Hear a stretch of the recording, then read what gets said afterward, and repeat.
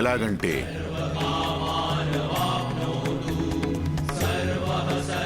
ఈ గడ్డి పరకలాగా.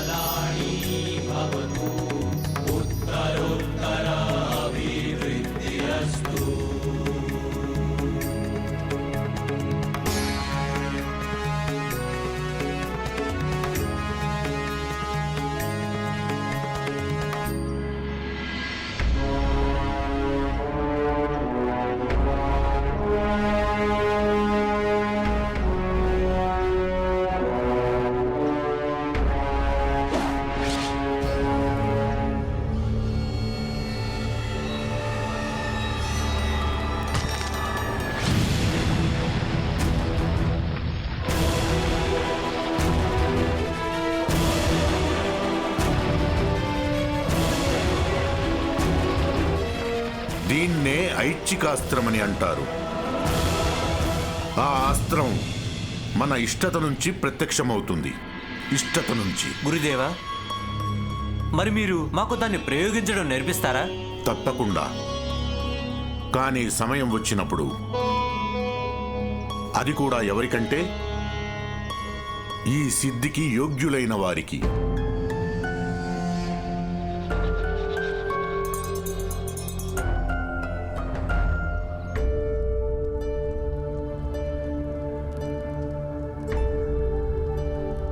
ఇప్పుడు నీ మనసుకి ప్రశాంతంగా ఉందా పుత్రాకర్ణ? లేదమ్మా, కానీ నా మనస్సులో లక్ష్యాన్ని ఆవాహన చేశాను. నేను నిర్ణయించుకున్నానమ్మా, నాన్నగారికి కోపం వచ్చినా సరే నేను ఆ ద్రోణాచార్యుల గురువుని ఖచ్చితంగా వెతికి తీరతాను. ఆయన దగ్గర శిక్షణ పొంది తీరతాను. కేవలం ఒక్కటే బాధ, నాన్నగారు స్వయంగా ఆయన పేరు చెప్పట్లేదు. పైగా పెదనాన్నగారికి ఆయన ఒట్టు కూడా పెట్టారు. మీ నాన్నగారు పెద్దనాన్నగారి దగ్గర మాట తీసుకున్నారు, నీకేది చెప్పకూడదని. కానీ నా దగ్గర కాదు.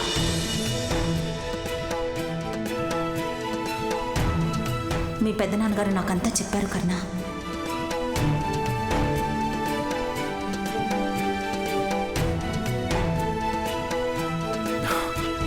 మరి చెప్పండమ్మా, ఎవరా మహాగురువు? పరశురాముడు. కొంతమందికైతే పరశురాముడు విష్ణు భగవానుడి అవతారం. పరశురాముడు, పరశురామ భగవానుడు.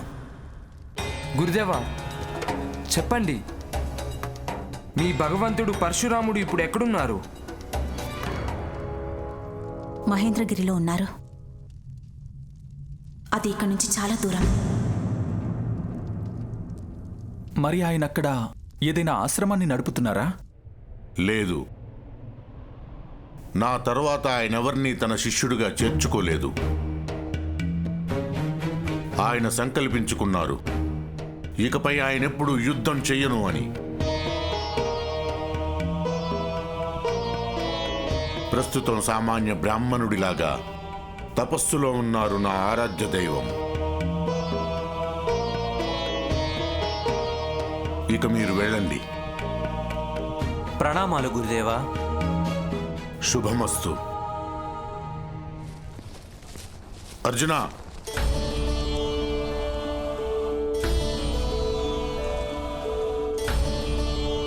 అసుర సంధ్యలో అభ్యాసం చేయడానికి రా. నీకు ఒకటి నేర్పించాలి. పరశురాముడు, నేను గురువు పరశురాముడి దగ్గరికి తప్పకుండా వెళ్తాను. నేనిప్పుడే వెళ్ళి వృషాలికి చెప్తాను. కర్ణ, కాస్త తిని వెళ్ళొచ్చు కదా. నా ఆకలి తీరిపోయిందమ్మా.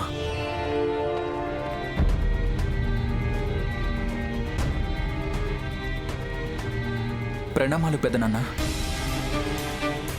ప్రణామాలు నాన్నగారు.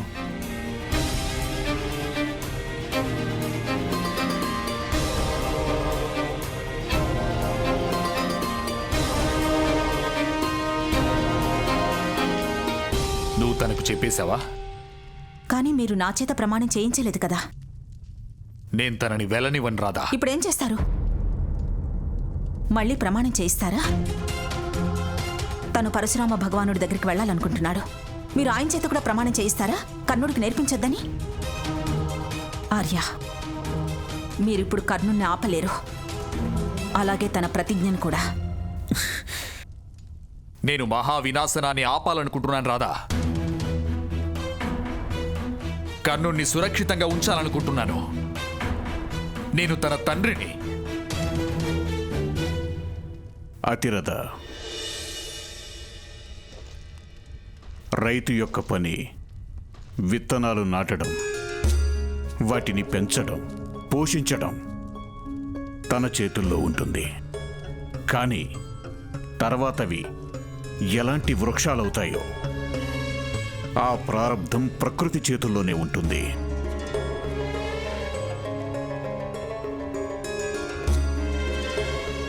నువ్వు నీ కర్తవ్యం నిర్వర్తించావు. ఇక కర్ణుడి ప్రారంధం ఎలా ఉంటుందో దాన్ని ప్రకృతికి విడిచిపెట్టు.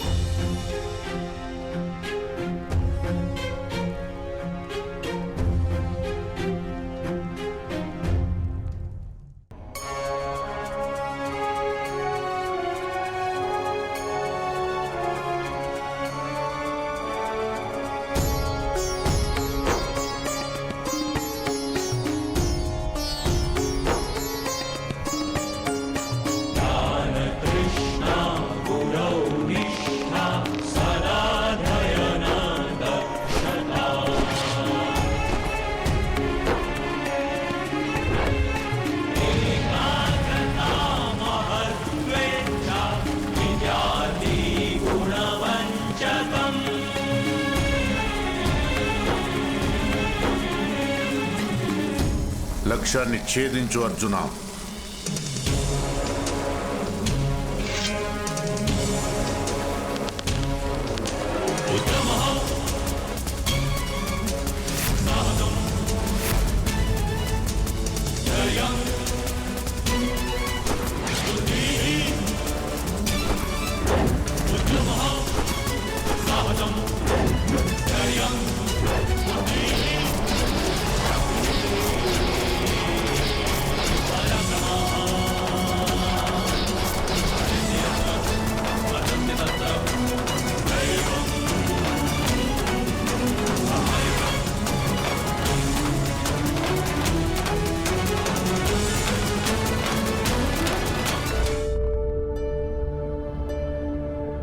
తేనెటీగ ఈ విశ్వంలో అన్నిటికంటే చపలత్వం కలిగిన చిన్న జీవి. ఎవరైతే ధనుర్ధారి ఎగిరే తేనెటీగల్ని ఛేదిస్తాడో తనే సర్వశ్రేష్ఠ ధనుర్ధారి. మళ్ళీ లక్ష్యాన్ని ఛేదించు అర్జున.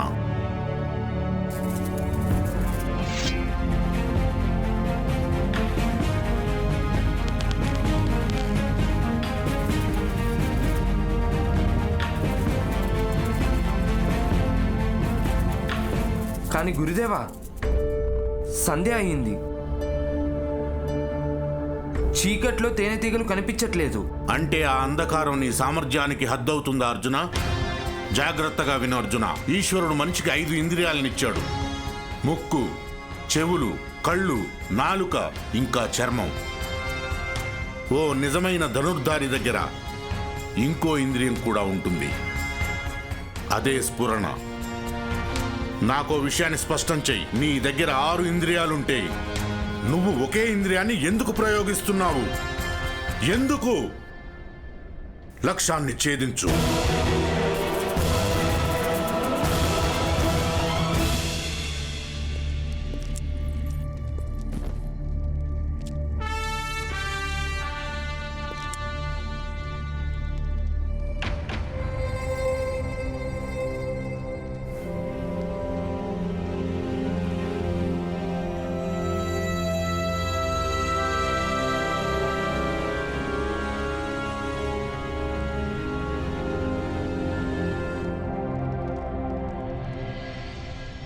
నన్ను ఆశీర్వదించండమ్మా.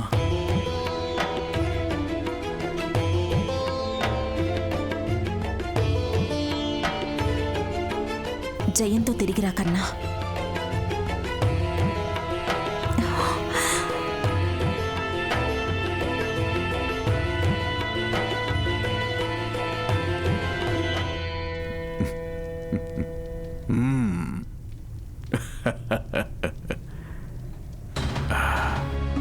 సంకల్పాన్ని సిద్ధింపచేసుకునే తిరిగిరా.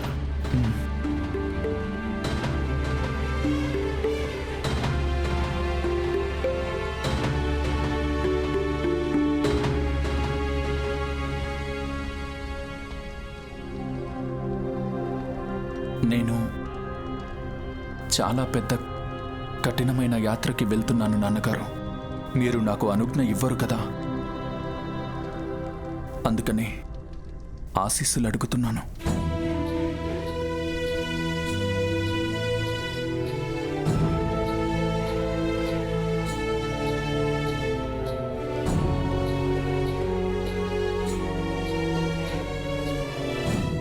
మళ్ళీ కర్ణుడు ఎప్పుడైనా సరే ఈ విధంగా శిరస్సు వంచి నమస్కరిస్తే మీరు అర్థం చేసుకోండి, ఈ కర్ణుడు తన ప్రథమ లక్ష్యాన్ని సాధించాడని. అప్పుడు తను ఈ ప్రపంచంలోకెల్లా సర్వశ్రేష్ఠ ధనుర్ధారి అయ్యాడని.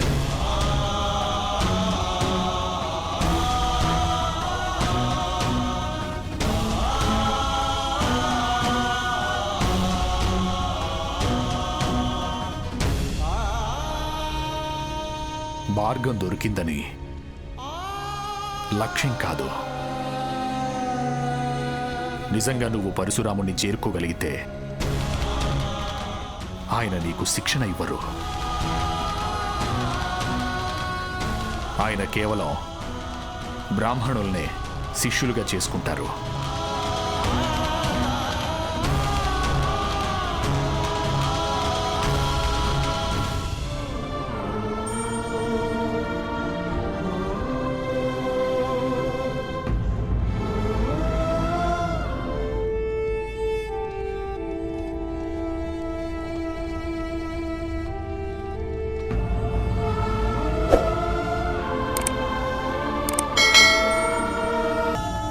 రాధేయ కర్ణుడు తన తల్లి మీద ప్రతిజ్ఞ చేసి చెప్తున్నాడు,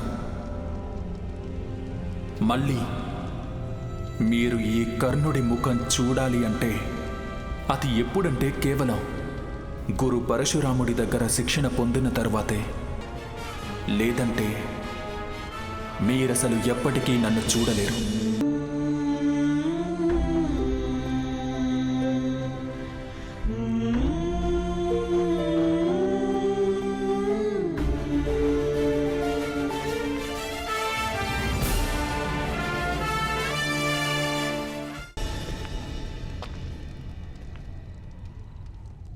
నాకు చేతనైనంత వరకు నేను మీ పుత్రుణ్ణి కాపాడాను సూర్యదేవా.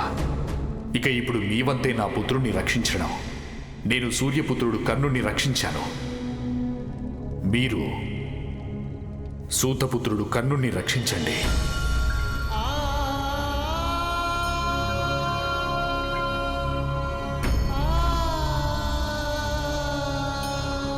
నేను నిన్ను ఆశీర్వదించలేను. సఫలుడవై రమ్మని, అలాగే నీ సంకల్పాన్ని సాధించి రమ్మని కూడా చెప్పను. కానీ సురక్షితంగా తిరిగిరా రాపుత్ర. మళ్ళీ ప్రయత్నం చెయ్యి.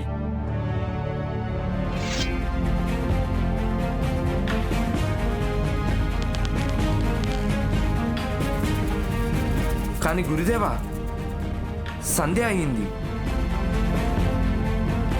చీకట్లో తేనెటీగలు కనిపించట్లేదు. హద్దులు మనిషిని బంధించవు.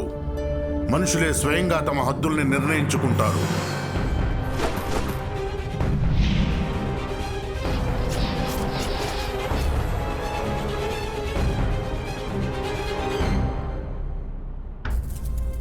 ప్రయత్నించు అర్జున, సాధన చేయి.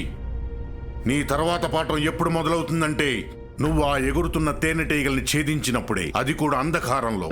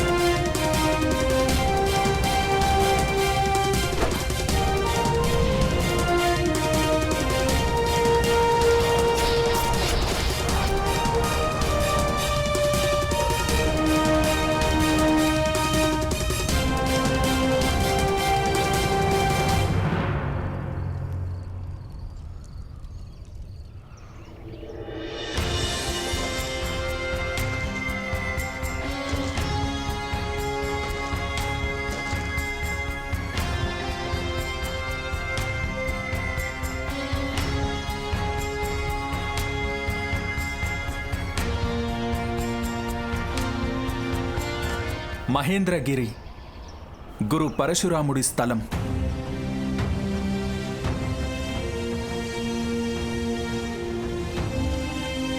ఆయన కేవలం బ్రాహ్మణుల్నే శిష్యులుగా చేసుకుంటారు.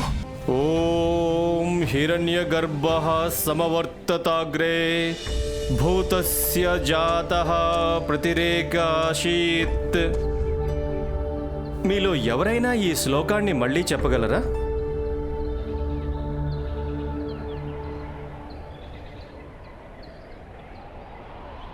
నేను తిరిగి చెప్పగలను బ్రాహ్మణోత్తమ.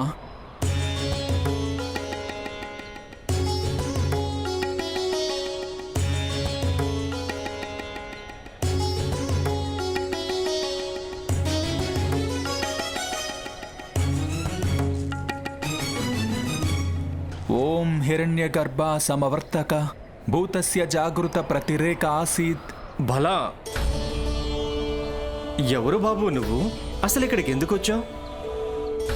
నేను కర్ణుణ్ణి, రాధేయ కర్ణుణ్ణి. నేనిక్కడికి మీ దగ్గర 4 వేదాల్ని నేర్చుకోవడానికి వచ్చాను. మరి వేదాన్ని నేర్పినందుకు దక్షిణగా ఏమిస్తావు?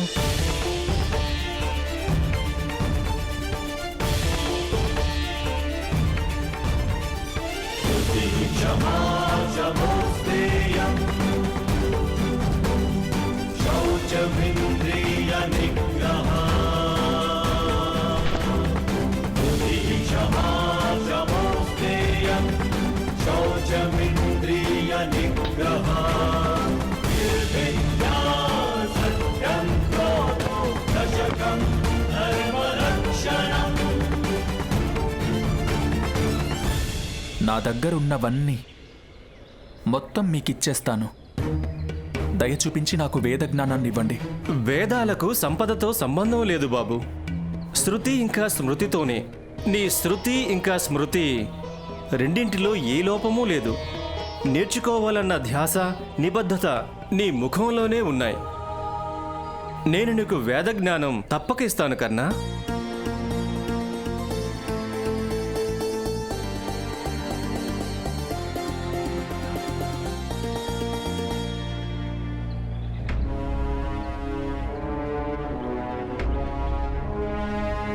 గురుదేవా, నేను త్వరలోనే వస్తున్నాను.